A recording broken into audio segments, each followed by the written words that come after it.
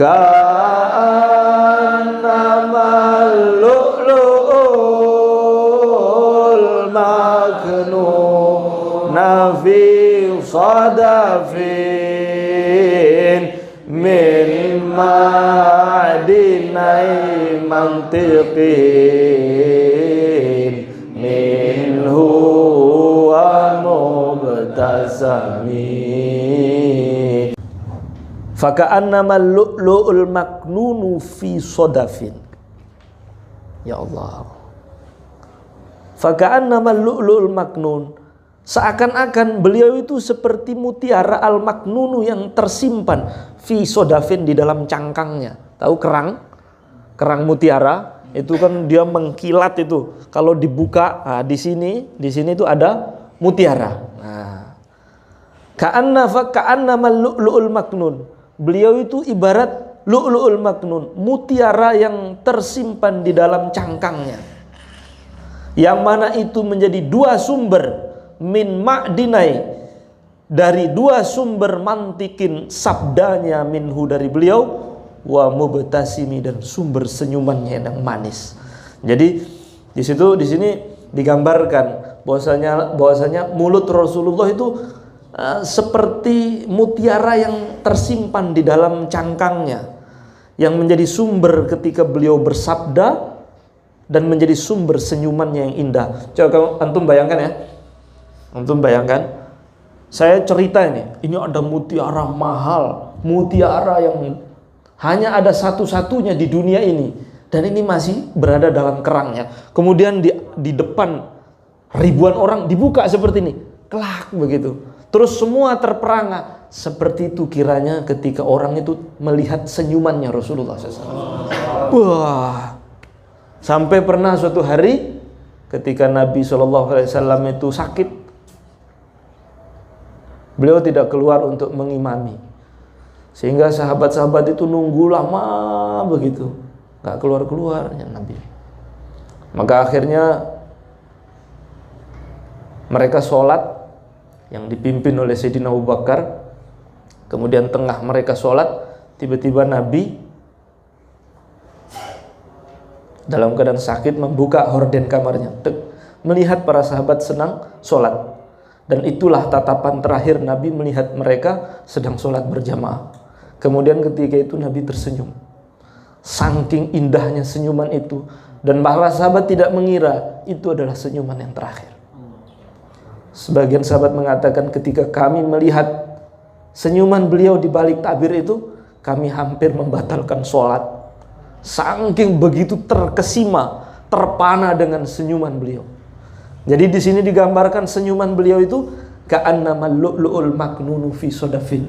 Seakan-akan senyuman beliau itu adalah seakan-akan senyuman beliau itu seperti mutiara yang tersimpan di dalam cangkangnya, kemudian ketika dibuka terlihatlah pesonanya.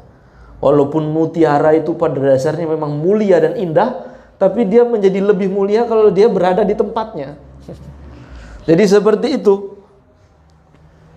Dan setiap sabda beliau yang mulia, setiap kata yang mulia yang keluar dari lisan beliau itu ibarat mutiara-mutiara yang bergulir, yang menjadi pedoman hidup manusia, jalan ke surga ila yaumil qiyamah. Bayangkan. Masya Allah.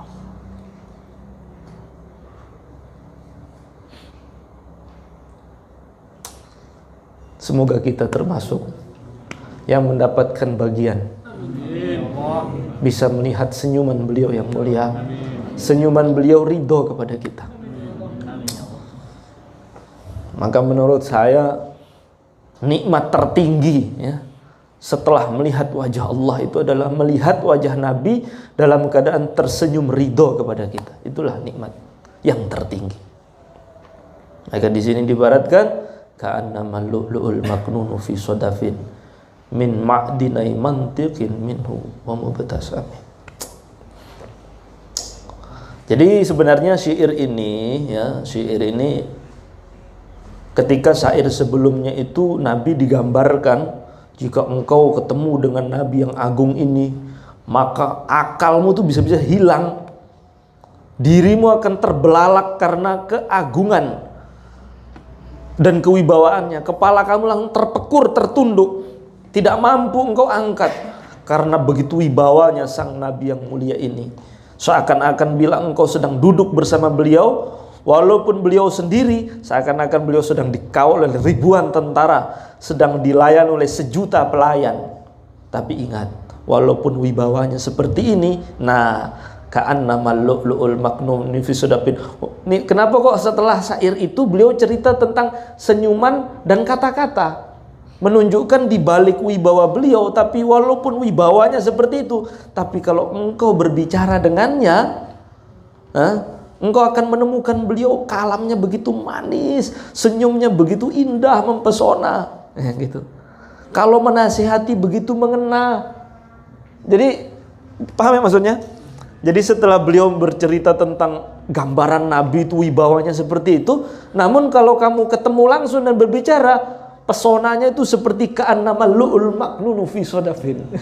Gitu loh. Baik itu senyuman atau kata, itu mempesona semua. Semuanya mengarah kepada hati dan tidak ada yang kosong, semua akan datang kebaikan.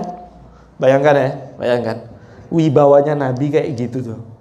Ada seseorang datang sowan kepada Nabi di tengah sahabat lagi itu, di tengah para sahabat. Tahu ngomong apa orangnya? Ya Rasulullah, izinkan aku berzina. Bayangkan ya. Ya Allah, saya tuh mikir gak usah Kanjeng Nabi ya. Sowan kiai, kiai, saya tuh pingin gak usah berzina lah. Nyolek boleh, nyium perempuan. Waduh, masalah cor aku nang andenge bajingan gue ngomong apa? Kurang ajar ngono. Lah ya bener dah. Ini nabi loh, nabi. Soalnya aneh. Ya Rasulullah, izinkan aku berzina. Waduh, sahabat di sana, woi, cabut pedang. Kurang ajar. Namun apa kata Nabi? Tenang, tenang. Kemudian Nabi berbicara dengan orang ini lembut sekali. Apa yang beliau katakan? Wahai fulan, bagaimana perasaanmu jika ibumu dizinai orang? Apa engkau mau? Tidak ya Rasulullah. Begitu pula ibu orang lain enggak mau dizinai oleh kamu. Wahai fulan, apa engkau ridho jika anak perempuanmu dizinai orang lain? Tidak ya Rasulullah. Begitu pula anak perempuan orang lain enggak terima dizinai oleh kamu. Apakah engkau rela jika saudara perempuanmu dizinai orang? Tidak ya Rasulullah. Ya, saudari orang lain juga tidak mau dizinai oleh kamu.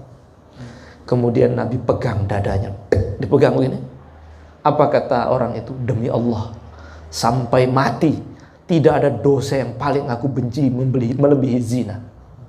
Disentuh dadanya, hilang langsung keinginan maksiat itu langsung hilang.